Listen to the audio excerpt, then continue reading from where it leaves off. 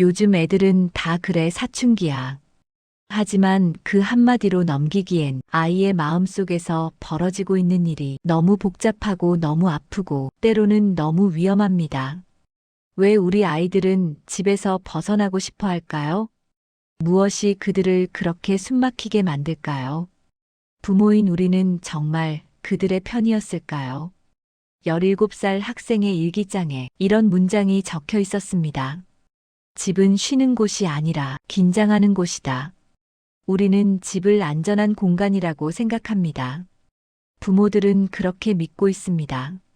하지만 아이들에게 집이 그런 곳이 아니라면 청소년들이 벗어나고 싶다고 느끼는 것은 단순한 반항이 아닙니다.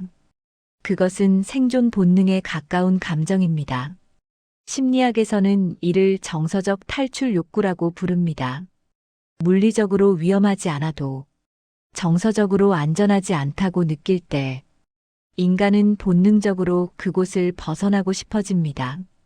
그렇다면 아이들은 왜 집을 안전하지 않다고 느낄까요? 폭력과 학대가 있어서. 물론 그런 경우도 있습니다. 하지만 대부분의 가정은 그렇지 않습니다. 부모는 자녀를 사랑하고 최선을 다하고 아이를 위해 희생합니다.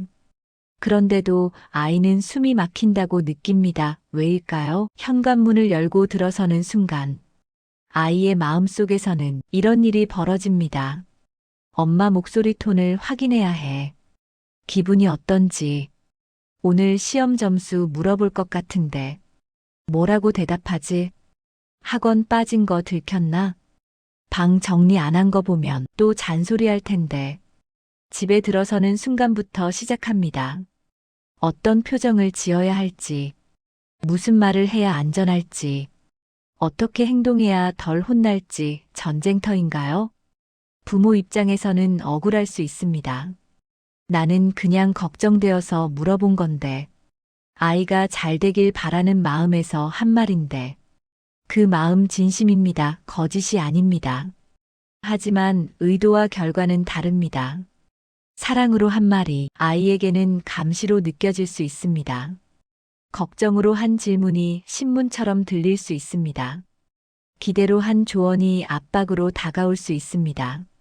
그리고 그 간극이 쌓이고 쌓이면 아이는 생각합니다. 이 집에서 나는 나일 수 없구나. 나는 항상 부모님이 원하는 모습이어야 하는구나. 그때부터 집은 더 이상 쉬는 곳이 아닙니다. 그래서 아이들은 벗어나고 싶어집니다. 물리적으로 떠나지 못한다면 정서적으로라도 거리를 둡니다. 방문을 닫고 이어폰을 끼고 자기 세계로 들어갑니다. 부모는 그 모습을 보며 답답해합니다. 예전엔 안 그랬습니다. 날 위한 거라는데 왜 이렇게 숨이 막힐까? 과잉 통제라는 말 들어보셨나요? 혹은 직접 하신 적은요? 아이들은 이 말을 정확히 압니다. 부모가 정말로 자신을 위해 말하고 있다는 것을, 그 마음이 진심이라는 것을. 그런데 왜 고맙다는 생각보다 숨이 막힌다는 생각이 먼저 들까요? 한 청소년은 이렇게 말했습니다. 엄마는 내가 좋은 대학 가길 바라고 좋은 직장 또 행복하길 바래요. 그런데 정작 지금의 나는 행복한지는 안 물어봐요. 여기에 핵심이 있습니다. 부모의 걱정은 대부분 미래를 향해 있습니다. 지금 공부 안 하면 나중에 후회해. 지금 이렇게 살면 나중에 어떡하려고. 모두 미래에 대한 걱정입니다. 하지만 아이가 힘든 건 지금입니다. 지금 친구 관계가 힘들고, 자존감이 바닥이고, 내가 누군지도 모르겠고, 모든 게 무의미하게 느껴지는데, 부모는 미래 이야기만 합니다. 너 나중에 후회할 거야. 나중은 나중 일이고 지금 나는 너무 힘든데. 이게 바로 걱정과 압박의 경계선입니다. 걱정은 상대의 감정을 먼저 헤아리는 것이고 압박은 내 불안을 상대에게 전가하는 것입니다.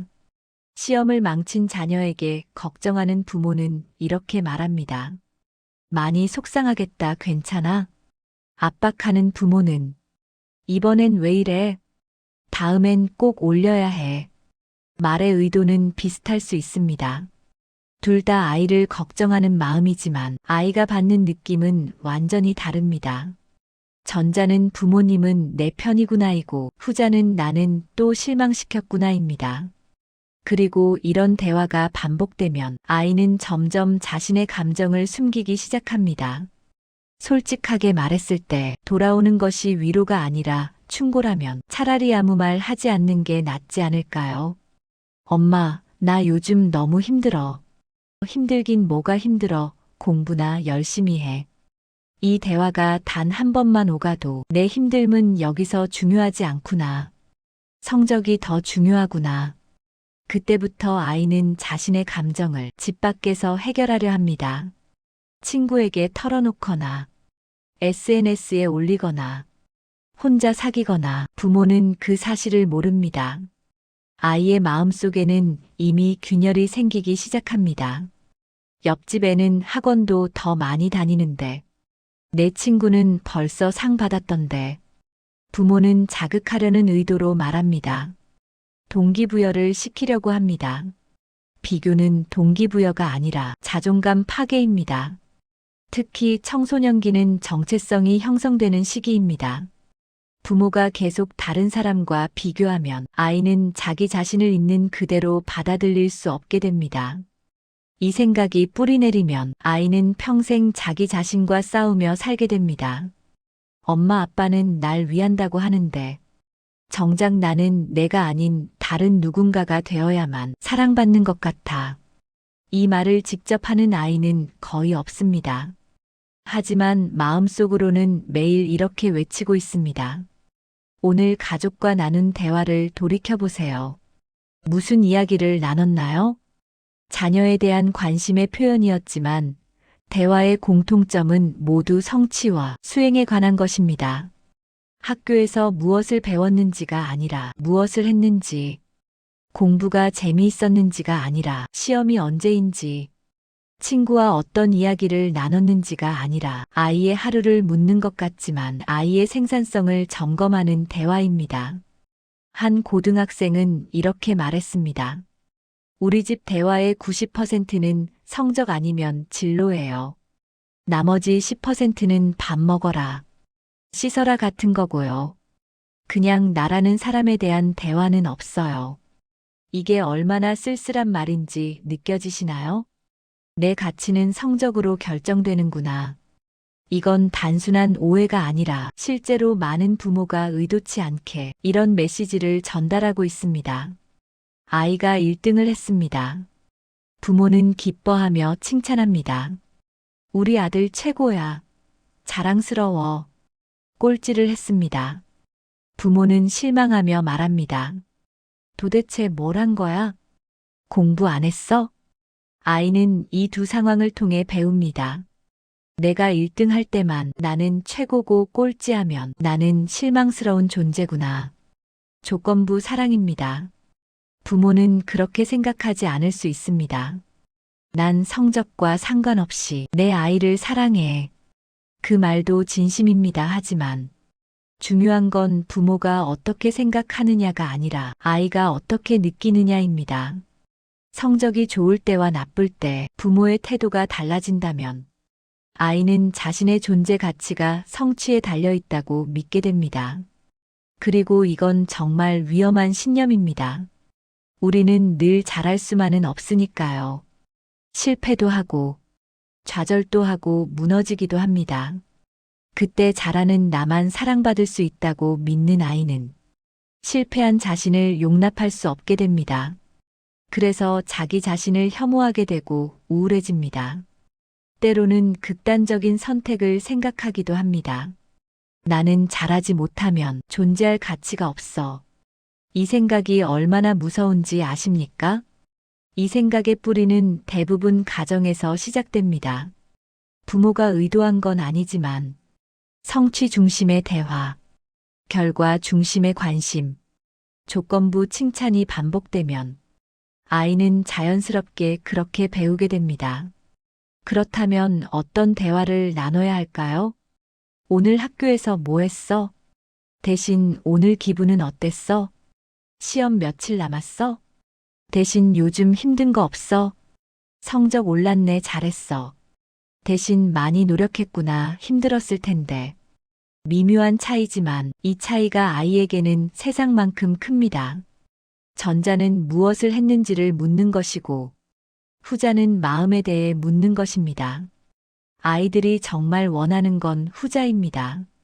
나라는 존재에 관심을 가져주는 것, 내 감정을 궁금해하는 것, 내가 잘하든 못하든 나는 소중하다고 느끼게 해주는 것입니다.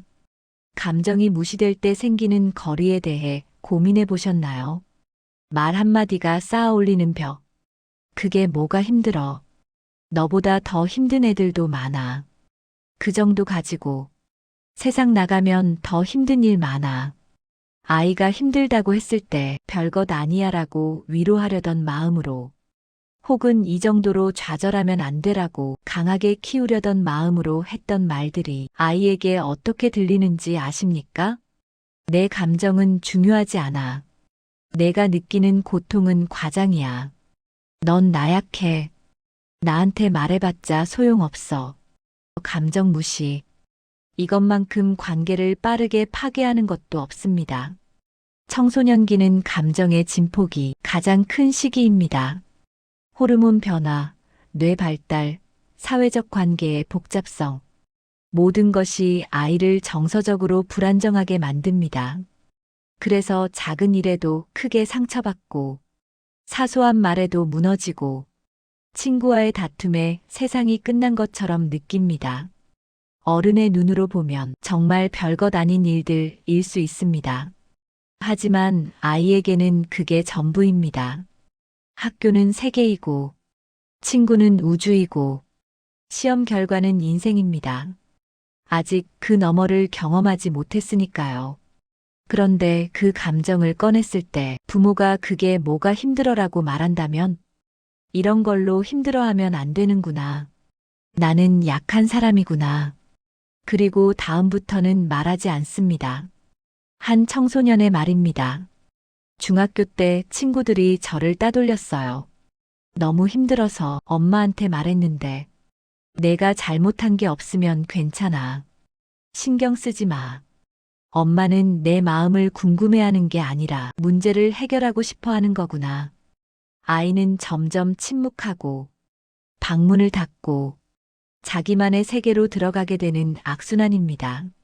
감정을 무시당한 경험이 쌓이면 아이는 자신의 감정을 신뢰하지 못하게 됩니다.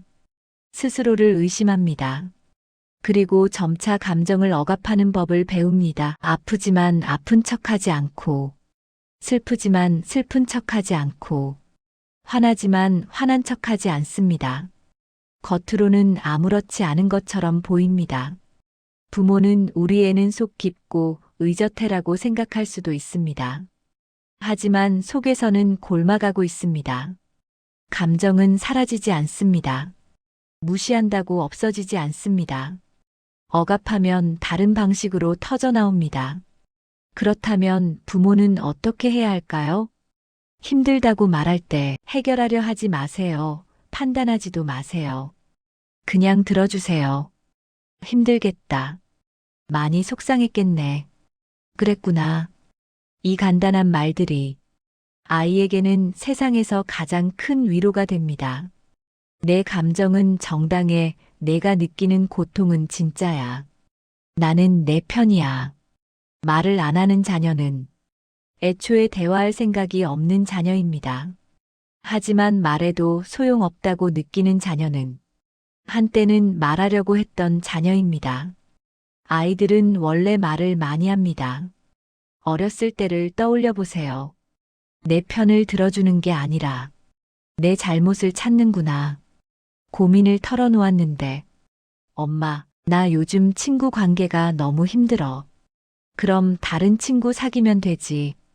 그 친구가 다가 아니잖아.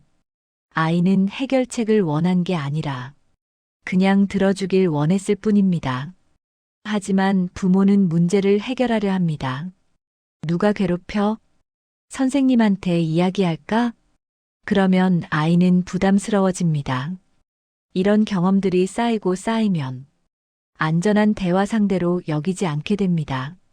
대신 친구에게 말하거나 SNS에 익명으로 글을 올리거나 혼자 일기장에 적습니다.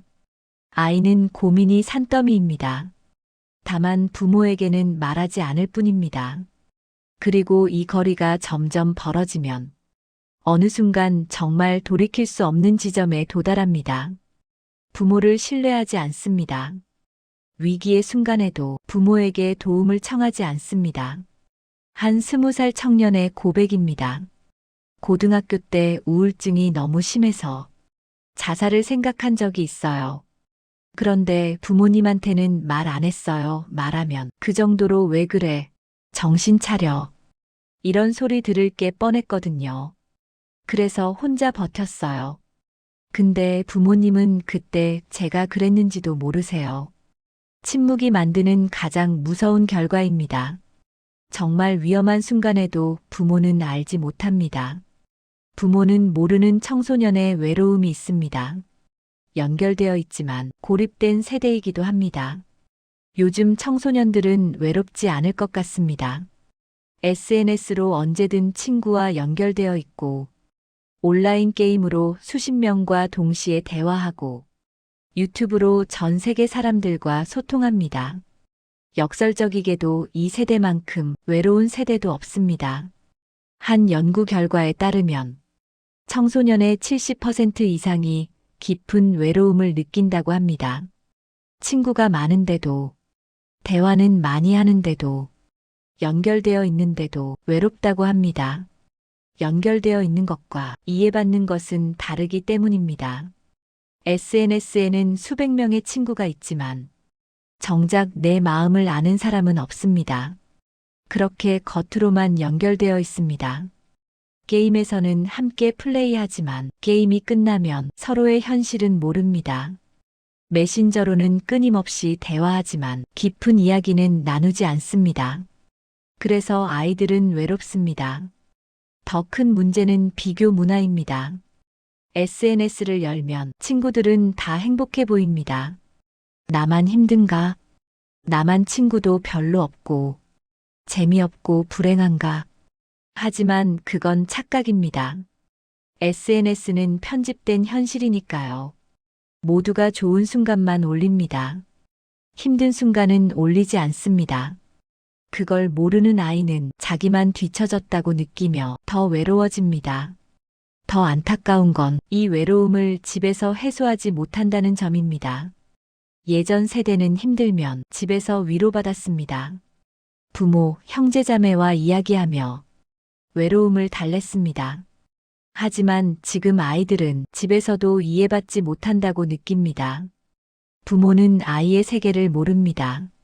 부모 세대가 겪었던 것과 다릅니다. 그게 뭐 대수야. 우리 때는 말이야. 역시 부모님은 내 세계를 몰라 말해봤자 소용없어. 그래서 온라인에서 위로를 찾습니다. 부모의 긴 조언보다 더 위로가 됩니다. 왜냐하면 이해받는다는 느낌을 주니까요. 온라인 위로에는 한계가 있습니다. 일시적인 공감일 뿐 지속적인 지지는 아닙니다. 그래서 아이들은 계속 외롭습니다. 진짜 자기 자신을 내보일 곳이 없습니다. 부모는 같은 집에 살면서도 아이가 얼마나 외로운지 모릅니다. 독립하고 싶다. 도망치고 싶다. 나중에 혼자 살고 싶어요. 이 말을 들었을 때 대부분의 부모는 그래, 다 크면 독립해야지 하고 자연스럽게 받아들입니다. 이 말 속에 숨겨진 의미를 구분할 수 있어야 합니다. 건강한 독립 욕구와 정서적 도피 욕구는 다릅니다. 건강한 독립 욕구는 미래 지향적입니다. 하지만 도피 욕구는 현재 회피적입니다. 지금 당장 이 집을 벗어나고 싶어. 절박함이 담겨 있습니다. 그리고 이 절박함이 극단으로 가면 가출이 되기도 합니다. 매년 수만 명의 청소년이 가출을 합니다. 부모는 충격을 받습니다. 전조가 없었는데 갑자기 왜 이래? 하지만 전조는 있었습니다. 다만 알아차리지 못했을 뿐입니다. 특히 청소년기는 충동 조절이 미숙한 시기입니다. 그래서 부모는 예민하게 반응해야 합니다.